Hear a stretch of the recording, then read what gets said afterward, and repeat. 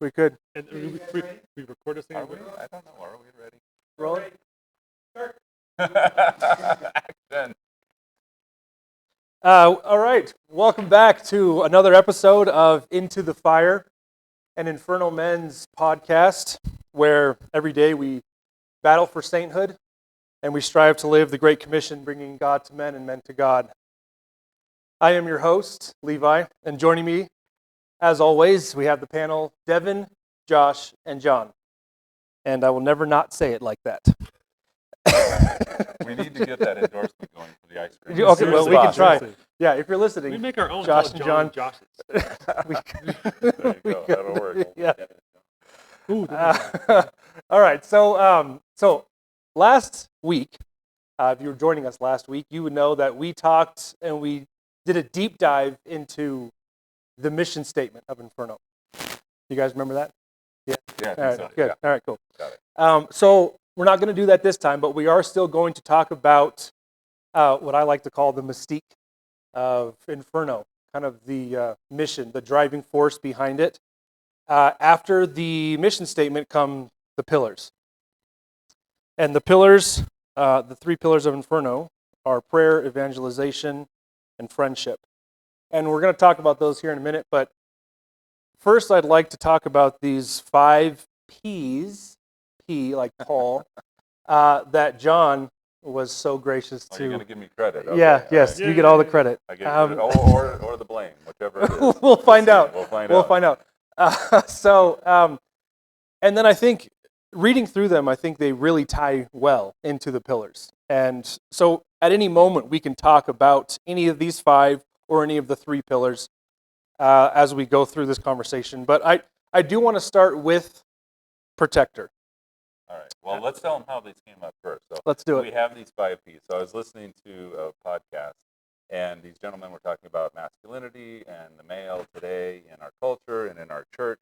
And so I listened to that about halfway through, and I said, okay, stop. We all have too much going on in our world. Let's just stop and actually think for a minute. So I gave some meditation time, and I wrote, what do I think a man today should be? And I wrote 3 things, and they all were with the letter P, and I'm like, let's just keep going with it. And so, yeah, one of the first ones that came out, as you said, is the protector. And what does that mean in today's society? What did it mean way back when, and therefore, how do we live it out today? So I'll read that. Thanks. So I'll read all 5, and then we'll dive into each of them. So the first is protector. At least I'll read them as you wrote them. Protector, provider, praiser, persuader, and passionate. And obviously, this is not an exhaustive list, but I think it is a comprehensive list in the sense that as long as you are trying and striving to live these 5 P's, you're off to a good start. Yeah, so, protector came to me as the idea of, when, here's the thing, in today's society, we can come up with all kinds of definitions, and we've had that discussion of what's the definition of masculinity and does it change with our culture, but I kind of went back to the idea of the Bible, right? I mean, God's word, as long as we're following that, we're going to be okay. And, when God made Adam and Eve, he had Adam, and he said, basically, I'm entrusting the garden to you. I'm entrusting that you are going to have dominion over everything that's in it, and you are going to protect it and care for it. And I'm also giving you Eve, and you're going to protect and care for her. So the idea of the protection is I feel that it's very natural in our substance. What's a natural inclination that we have? And I think God gave us that natural inclination is to protect the ones that we love and the people that are around us. I think it's kind of dual faceted in that sense. It's protect ourselves and protect others. At least that's the way I took it.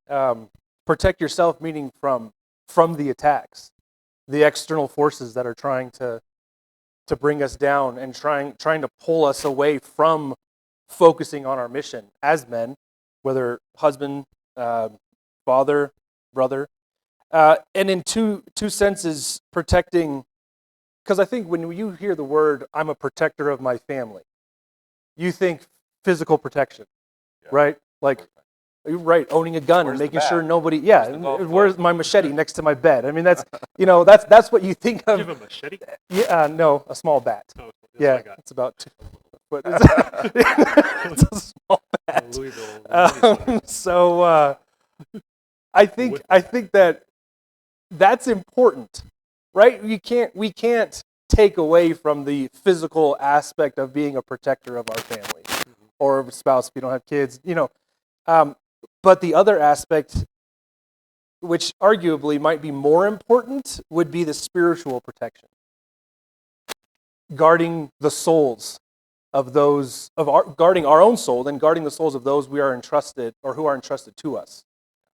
And I think in my own life, it's my kids, and ultimately getting them to heaven, and then also my spouse. I need to get my spouse to heaven, and that I think is more important, and I think it's harder too, in a certain sense. I don't know what you guys think, Josh and Devin, but I would say that it's harder. Maybe you don't. which part is harder? I would say that the spiritual aspect is Protecting harder than protecting the physical. family from spiritual attack. Yes. I think it's I think in certain sense it's going to be harder because it's not as obvious. Whereas a physical attack, if someone's physically attacking your family, you're just, well, no, that's not going to happen. Excuse me. You're going to stand in front. You're going to fight back. You're going to protect them.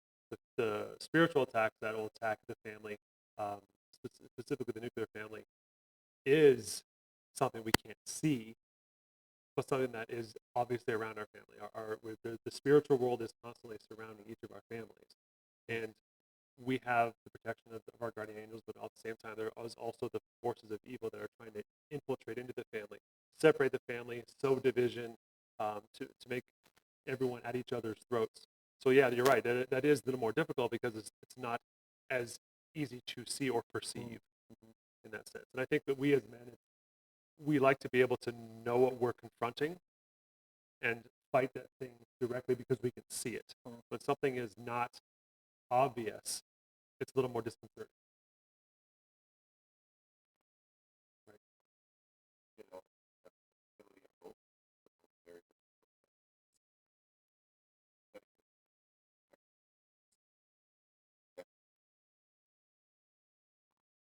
And we talked about that a little last time, right? With the idea of what comes into your household, what movies you watch, what your There you kids go. are exposed to, what music you listen to. Yeah. I mean, we like funny movies and we like things that maybe are a little rude, crude humor, but then again, hey, who's listening in the back seat? To Yeah. that? It's like, watch that radio dial. Yep. You have to be checking. Yep.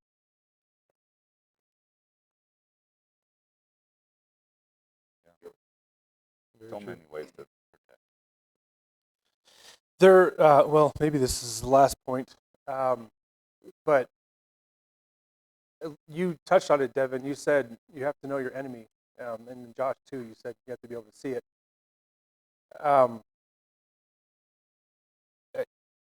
Who are we protecting against? What I think it's so important to know who you're fighting, who your opponent is. I mean, think about football teams.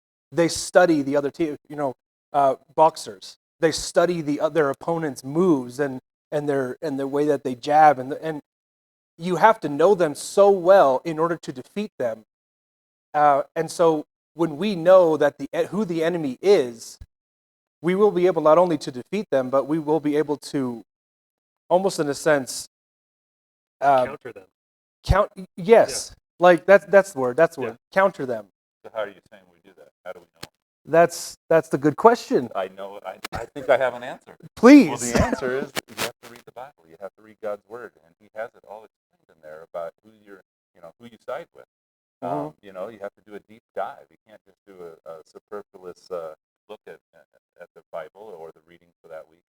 Maybe you should be studying what's going up for that week's readings and be prepared so that when you hear it, you can talk to your kids about it, and you guys discuss it beforehand, or even if it's just the 10 minutes before you get to Mass. Jeff Cavins has a daily reflection that we often listen to on our way into Mass, and you know what? If you hear the gospel twice, only the better. On that point, it's very interesting. I think a couple of years ago at this point, I believe it was Father Nate was talking, and he always brings up with the family. There's the aspect of the dad being the head of the family, and he goes, and that could be sometimes when you're on the way to church, you're just gonna put the gospel on in the car as you're driving to church, and everybody has to listen to it, and you're dad, and they just have to listen to it. And so that's a good way to kind of begin the that day and begin preparing yourselves for mass. Yeah, you So gotta make instead of sure you're listening the to music- driver Yeah, well, then, because the driver always has control. yeah, exactly, Right? exactly, Don't forget right. We have a lot of kids, especially that. Fumble, but that's all right. we have to keep the saints as well, right? Yeah.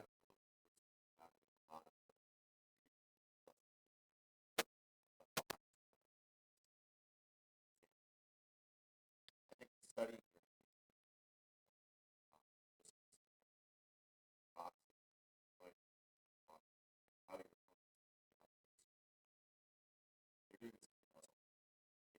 That's a good point. That's a good point. Yeah, they're studying us. Yeah, Yeah. definitely. So,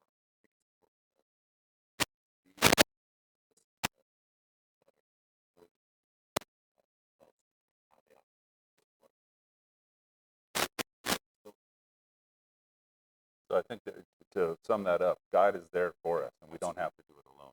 And Yeah. for all of these keys as we go on. There, I do want to touch real quick. You mentioned that last episode as well, the communion of saints. And I don't think we give that enough credit. There are so many examples out there for us to follow. And oftentimes we're tempted with the pride of the temptation of pride. I can do this alone. I'm good enough. I can fight by myself. And the enemy's like, no, you can't. I got this. You're done. So yeah, the communion of saints I think is so important. We overlook it so much. Moving into the next point, the second point here on the list, provider. It's similar in the sense of providing what? Protection.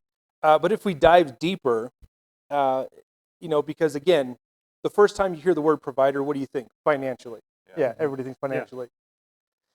We're obviously not talking about that. That is an important part of being men, living in a real world, having real people, then real bills that we have to pay. But what are we providing to them, again, above and beyond the material world? What are we providing to our family spiritually? Hopefully a home of faith, like a house that's full of faith and of teachings of the church, teaching of the gospel. Those are ultimately spiritually. That's what I know I try to do as a provider. So I'm more than just providing this is a place to live. Here's food to eat. Here's a bed to sleep in. It's going to be here's a place to live, food to eat, bed to sleep in. But also here's a family that loves you. Here's a family that's there for you. Here is a family that follows the teachings of the church. Here's a family that is faithful to each other, to God. Here's a family that goes to church every Sunday, not just because we go to church every Sunday, because we want to be there. That's a big thing right now with my little guy, is just trying to get him to understand. And he's only 3; he'll be 4, but to get him to understand, this is a regular occurrence. You may not want to go, I'm sorry, but this is a regular occurrence. And my older ones, they actually, it got to a point where they didn't like it at the very beginning, and now it's become part of it's Sunday or Saturday night, depending when it's time to go to church. Yeah. That's just is what it is. That's what we're doing now. And so it is. It's that, but it is a constant work, and there's constant work, and there's a constant me constantly having to be patient with the younger one. It's just what it is. It's time to go to church, and eventually, hopefully, we can go like, no, this is why. Because right now, I can try to explain to them why, and then it's going to be really theological and what have you. They're going to be like, I could be doing something else for the next hour, Right. kind of thing. So I could be playing. spiritually, that's I think. what do you guys think about that? I don't have children, but yeah. But what do you think about providing? Oh, sure.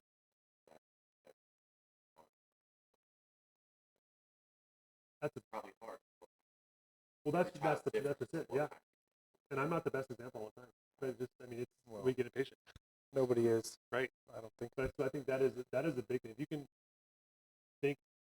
have that mentality before you have kids, like, oh, I need to be an example, and you can start by being an example to those around you. Then that'll make it when you have children, like, oh, I need to be that example to those around me, to my children. You get like All the time. Yep. and it's Yep. good and bad. They do the good and bad. I mean, Yeah. No, for sure. I don't know if I brought it up last time, but my little guy, I'm working in the kitchen. I spill a glass of milk or something, right? And I'm crying over because it spilled milk. Yeah. No, that's But I'll say, common I'll occurrence. say something like, "Oh, you piece of crap," it's right, and it's just a piece of junk like that. And then the little guy, like he's playing. One of his guys does something. He goes, "Oh, piece of crap."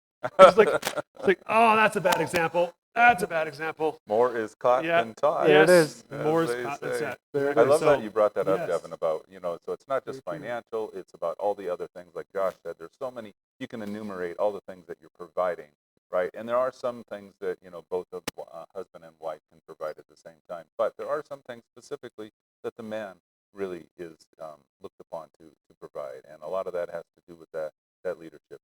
As I think you had a statistic not that long ago talking about when guys become Catholic, and convert. how many of the family will convert as well versus when women become Catholic, and Yep. it's a much lesser number of the family that continues to convert after that. Mhm. So I mean, there is definitely a role that biologically and by the grace of God that we're given, but that responsibility, right, comes with that great power. Oh. Great power. I know. I was trying to say the word without saying it. Yeah. There we go. Okay. There we But go. you know what's great now? Well, Isn't Uncle that Ben. Stan Lee or something like Uncle that? Ben Uncle Ben Uncle from Ben. Spider-Man, Oh, from the Spider-Man, OG, that's right. OG Spider-Man. Yeah. That's right. This providing thing real quick. So this can be looked at in two ways as well, because to the point that we were all making, we provide both a positive influence and a negative influence. That's the thing, especially for our kids. The kids will pick up on if we're constantly frustrated or impatient or angry. They will pick up on if we approach a situation and go, okay, take a breath. How do we fix it? Right. If my kid spills something, if I go in there yelling and screaming and like, what are you doing? Who's dropping plates? Or if I go in there and go, let's look at the broom. Let's clean this up. They're going to see that, and they're going to naturally start responding that way to their problems and the different difficulties that they deal with each other, with us as parents. So it is interesting. And so that provider, we need to make sure we're providing the positive, and providing the good, and not the impatient, the frustrated, the angry. Yeah. What we serve on the platter, they will eat. Well That was said. good. Well That was said. right off the cuff. All right. On that note, thank you for watching. Yep. Thank you. Where's my mic? Where's I'm your gonna drop your it. mic? Yeah. The only thing the last point I would want to make on this is talking about going back to the more is caught than taught. I heard somewhere that the best way to teach your children how to be good people, upstanding, how to love, how to treat others with respect, is letting them see how you treat your spouse. And that's it. It's not saying, I mean, yes, that's important too, but it's they see that you actually love and you are giving yourself to your spouse. And that's the best way to teach them because they see it in action. Well, to your point, my wife always tells my boys, I have 4 boys, and she always tells the boys, if you're going to look at somebody to marry, you go see how they treat their mother. Exactly right. Yeah, so all of you Man, guys John's out there. just full of them today, Man, full of the John, one-liners. We should just step back and let John. No. Oh yeah, exactly. Let's go. Welcome to the John Grow Show. Okay, now the third point on this list we're going to hit is praiser, which I don't know if that's a word. I don't, when I'm writing these down, the alliterations were going But- on. That's a word. Praiser. but it's who are we supposed to praise? We're supposed to praise God. Yeah. And it makes sense. It fits. I think it fits. Praiser of God. We give God his due worship. Obviously we are created beings. He is our creator. He deserves all the worship and only him. But who else should we praise? And I think this is the kind of twisting it a little bit in a good sense. Praiser of your family. Yeah. What were you thinking about when you came up with this praiser? Well, you know what? I have to think about my faults. One of my biggest faults is not giving enough praise to my own kids and to my family and letting them know, that I support them, that I'm there. My father was very reserved, as it were, when it came to that kind of stuff. But out in the community, he was very well respected. And I think I've followed that to the extent that I am very conscious of what I'm doing out in the community, and I sometimes forget about what has to happen in my own four walls. So when I wrote that, I definitely thought, well, this is what my kids need. This is what I need to give my wife, and I just fail in that sometimes. So I guess it was a call to action for myself, not only to be a better praiser of God, but to give affirmation to the ones in my household. So it's like positive reinforcement. Yeah. In a sense. It is. I mean, I definitely use the stick more than I use the carrot. And that's to my fault, and sometimes to my detriment. But so that's when I was writing it. It was really a call to action. I'm getting better about going to mass on a regular basis, on a daily basis, and doing my through Inferno Men. Doing the pledge, doing the prayer each morning, and things like that. But I kind of forgot the other half. I've kind of not been as good praising through my family. This isn't a public confession, John. Okay. That's enough. All right.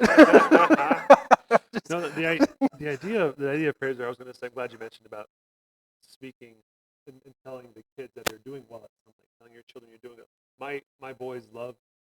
They're 6 and 3, and when I say, "Oh, good job," about something, they built a Lego set. They come up to me, and Brendan, my 4-year-old, puts 15 Duplos together into something. He goes, "Look, it's a house." They're like, "Good job, buddy," and he wants to hear "good job." I know it doesn't look like a house. What? But in his mind, it does. And so, and if I praise them and say, "Good job, bud," that's great. Then for my girls, as they get older, especially my 14-year-old, who's very 14, love her to death. But she's also at a point where she needs to hear me complimenting her and praising her more than criticizing and critiquing her. Because right now it's really easy to critique her because she's acting 14 and she's becoming a young adult or a youth, I guess, before they're a young adult. But to that point, that idea of consciously praising them, consciously telling them I love them, consciously telling them that they're doing a good job, I think it's going to go really far in that. I agree. Oh, no, absolutely. I kind of interesting guy. I think of a house very well, but I would never have praise for what's expected. You know what I mean? So it's very like oh my, you got to go above the top. That's Oh. Interesting. My family's very like if it's expected. Then you do it. That's your job. You do it. Yeah. Wow. Yeah. So I Interesting. think, like, myself and my brother.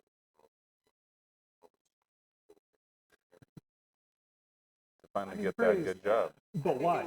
Because you wanted to praise the parents. Of course. Yeah. Right. That's what it goes back to. yeah. Is you're Yeah. Yeah. Something that was you're vying for praise. I think the word, at least when I was thinking of this point, is confidence. Building confidence back Yes. into your family. And then if we take that a step further, why? Because a strong family can then change the world. To take a huge leap. You got a bunch of families. If you got it, well, easy. No. Another thing too is kind of thinking in your situation, Devin. Not without having kids yet. You also need to praise your wife, and the word that I was thinking about was gratitude. Thanking them for things that they do. I was listening to Matt Walsh podcast, and he was saying that gratitude can make or break your marriage. And he said, it takes nothing, it costs nothing to say thank you. And there are so many things that we take for granted. And I'm actually working on this in my own life, especially now my wife's pregnant, so it's harder for her to do things. But she still maintains the house clean. And I'm always impressed. But I don't always say thank you. But I'm trying to consciously, like, when I get home from work, I'm going to be like, is the living room clean? Is the kitchen clean? I know it wasn't when I left. I know it is now. My 2-year-old definitely didn't do it, so it's got to be my wife. And so I'm trying to thank you for cleaning the dishes. Thanks for doing the laundry. Thanks for vacuuming the floor. And it costs nothing. And then the other point, and you guys can comment on this, but the other point I wanted to mention was telling our kids, at least I'm trying this, telling my kids I'm proud of them. And not, because that for me, it's super easy to be like, oh, good job, and then just walk away. but it actually, the word "I'm proud of you" means something to them. At least coming from me, it means a little bit more than just saying "good job." It's what you did. I am proud of you. It's not that just somebody thinks you did a good job. It's I personally, as your dad, am proud that you did this thing and you accomplished something. Kids desire praise. Yeah. Right. They have this little, it's an innate little desire to, oh, dad is proud of me. Dad wants to, dad sees what I did and he's happy about what I did. Yeah. Yeah. I think I'm somewhere in between because, I have that household. That household you described, like if you're expected to do something, I'm not going to praise you. I think I'm more on that side. And then I hear what you're saying. And I don't think I'm either direction is the right way. I mean, somewhere in the middle Right. of that, because I don't want to give praise just to give praise. Right. But at the same That's a valid time, point. No, that's a you valid know, point. Yeah. Yeah. there's a lot of people out there going to say, Then, I mean, that's then it just- becomes worthless. Yeah, Then exactly. the praise Mhm. becomes worthless. Yes. If you're praising for everything, Right. you took 5 steps. Good job. I mean, Yeah. When you I walked up the told my stairs. boys that I'm proud of them, I really reserve that phrase, that specific phrase. Yeah. And then they know. Oh my Yeah. gosh. Does Okay, that's pretty cool. But does that maybe the amount of praise decreases because the action is now greater? So if like for my little guys, if I say they want to hear, I'm proud of you, right? At the very beginning because it's something they want to hear. But then as they get older, I mean, if Andrew is 15 and brings me a Duplos of 15 Duplos together, I'm going to say, buddy, what are you doing? I know you're not build Legos. Yeah. No, so I mean, So that's a I'm good saying, point. It could be age dependent. Yeah, it could age dependent. The amount I of think praise so. that we give. I think it also depends on the difficulty of the task that they accomplished. Yeah. You know, because for example, right now my daughter's learning phonics, and so anytime she either reads, one of those Simple Bob books, or she finishes a chapter in her phonics book, that's when I say, I'm proud of you, because she was struggling. She's getting better now, but and I'm not saying it as often now, but when I would get home and Daddy, I finished a whole chapter in my phonics book. Oh, I'm proud of you, kid. But now it's reserving the I'm proud of you for harder things. And I think it's just to your point. So it's just when they start and they're younger, you want to kind of get that into their head that, oh, dad will, if I do what I'm supposed to do, or if I accomplish something, I tell dad's going to be excited. Yeah. Right? Then as they get older, they do greater things. I mean, again, It should progress like that. Yeah. Yeah. There is a negative, I think. There is a negative, I think, only being grateful, like within a household when something is. For example, I remember, I guess probably 3 or 4 years, my third or fourth year, I was on the route field for training. I was, there was something that I never really helped out at all. Their medical perspective, and they went out, did our jobs. Things, and I remember sitting there being so just like serious the old guys today, and it really kind of takes away because everybody kind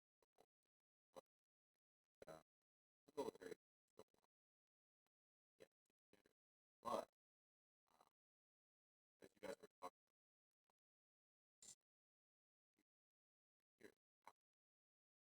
no, I guess that goes to John's point. I mean, it comes to a point where I guess praise has to be earned.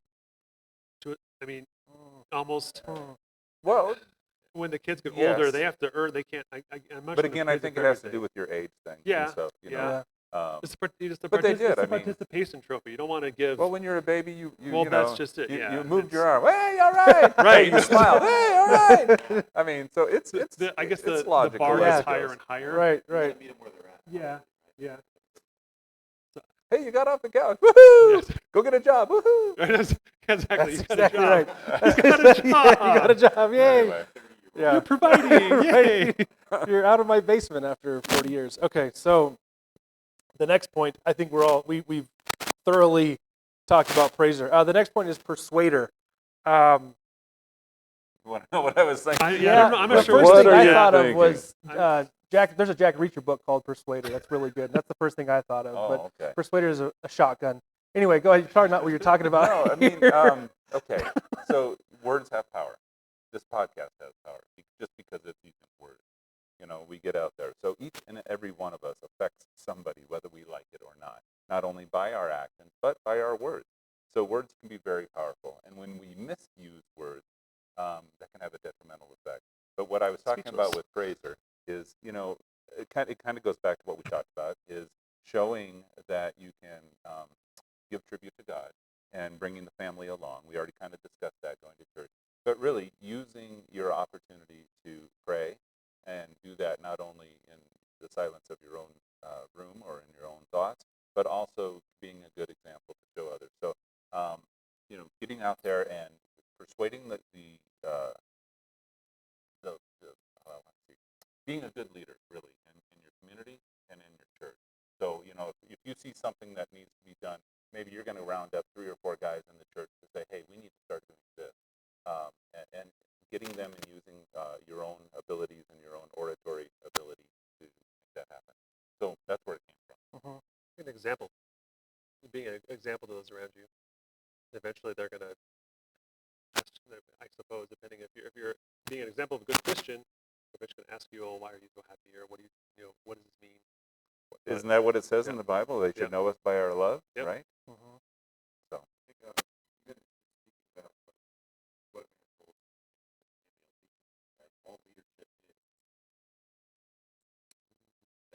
Yeah. I want what you're doing. I want to do what you're doing, right? So it's from your actions and your words, but really that's the whole point of the persuasion. I want to focus on the word aspect of it, because usually when you talk about persuading someone, it's like you think about a debate, and I'm trying to get, or you're in front of a crowd and you're trying to get them to do something or buy something, to believe to believe you. And so there's an aspect of communication. And when I thought of persuader, I was thinking of, what are you communicating? The what aspect. Because it's so easy. Like you said, words have power both negatively and positively. And so we have to be very conscientious that we are communicating the truth to other people, and in a convincing way. Because if somebody is eloquent and they're saying something that's false, the people who are listening might be more convinced than somebody who's speaking the truth, but in a bad way. Absolutely. Or in a poor way. So it's important to know, to watch your words and to use them effectively. Right. Yeah, and that's so hard nowadays. Especially with relativity. Exactly. Oh, yeah. So not the theory of relativity. That's kind of Big Bang Theory. Relativism. No, like relativism, because it's what your truth is might be your truth. Your what truth my is truth my is truth. my truth. And exactly. So Right. and if we're not, so if someone's communicating their truth, which is not the truth, well, it might be, oh, that was very convincing. And we have so much power now with the internet. Oh yeah. It's so easy to be. We talked about it in one of the other episodes about the anonymity of the internet. Yes. And it's so easy to be a troll. You know what? God's maybe not asking you to be a troll.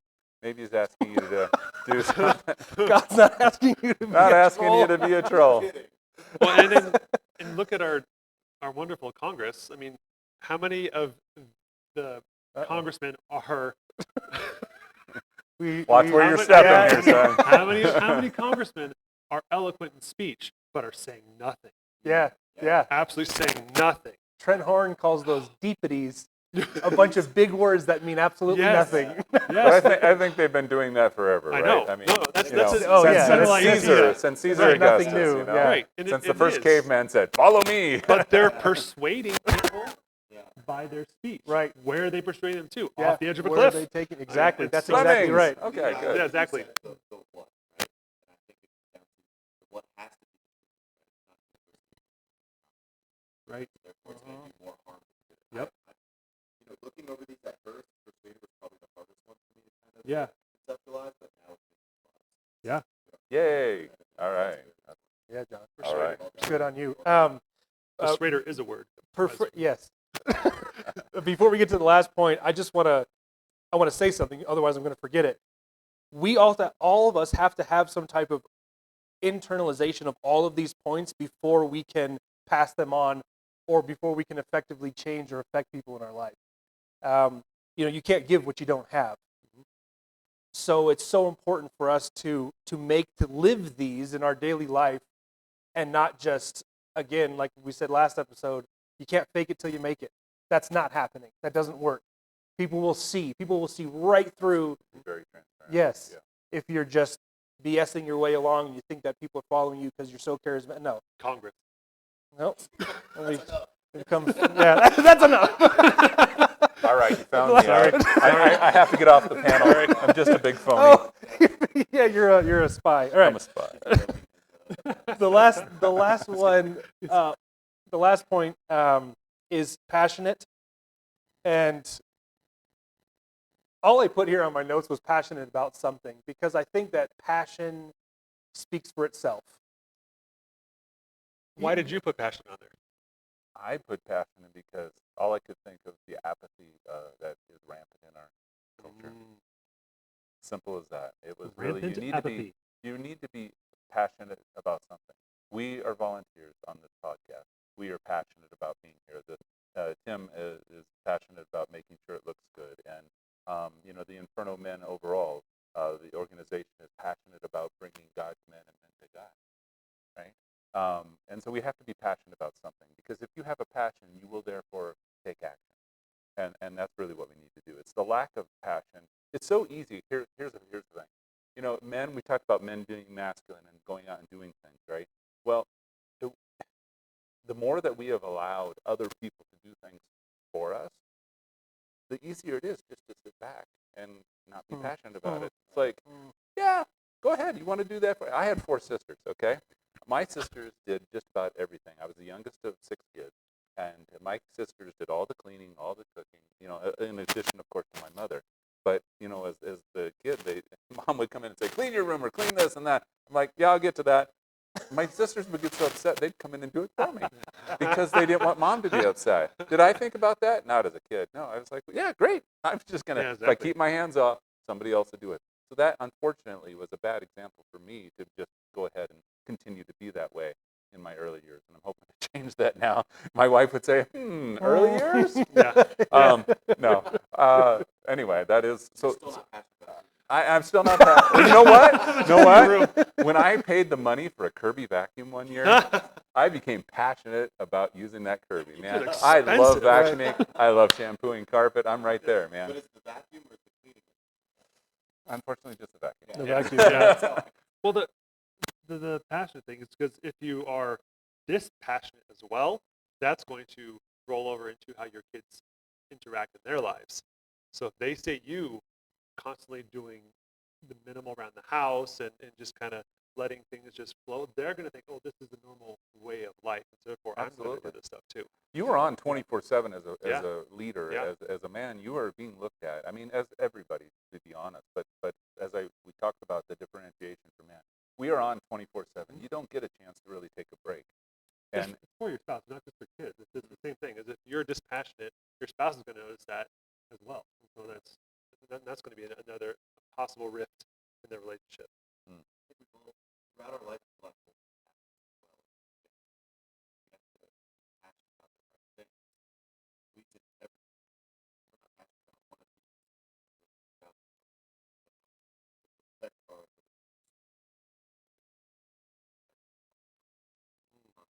yeah, passion is very important. So ultimately, what we're passionate about, I think it means that moving towards the desired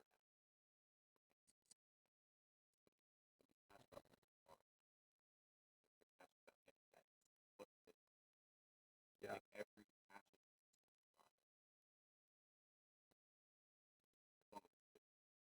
Well, no. I was about to say. I'll just say it depends. I mean, you need to be passionate about something that is good for yourself and for your family. Because you can be passionate about detrimental things. You can be passionate about eating. Yeah. I could. Absolutely. Yeah. You could be passionate about playing too many video games. Yeah. I love video games. And I've had to pull back because in the evening, that's my wife and my time, but it's also my time to play video games. And so I've really stepped back from that over the past few years. Like, you know what? No, I need to spend this time with my wife, doing something at night. I love how you But- guys have all intertwined all of these keys. That's something I didn't necessarily think of But- when I wrote them out.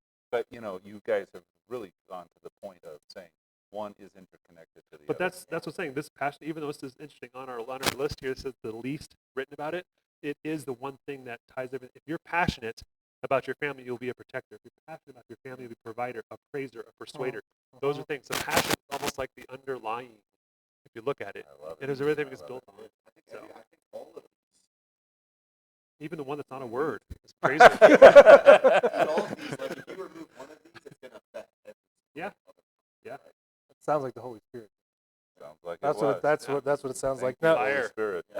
yeah. So passionate. The only thing I want to say about passionate is there is a certain attraction, not physical, but there's a certain people are drawn to somebody who is passionate about something, and that is not something that you can fake.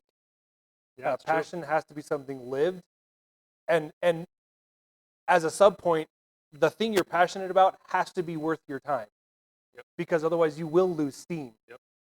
And you'll just run out of any energy to do it. When it's 10 o'clock or 11 o'clock, midnight, and you're passionate about something, you're going to do it anyway if you're tired, because it means something to you. And that's why being passionate about our faith, our religion, about God in our life, about raising a good family, about leading a good life, those are things that are worth our time. I think those pillars are going to allow us this passion. What a great segue, Levi.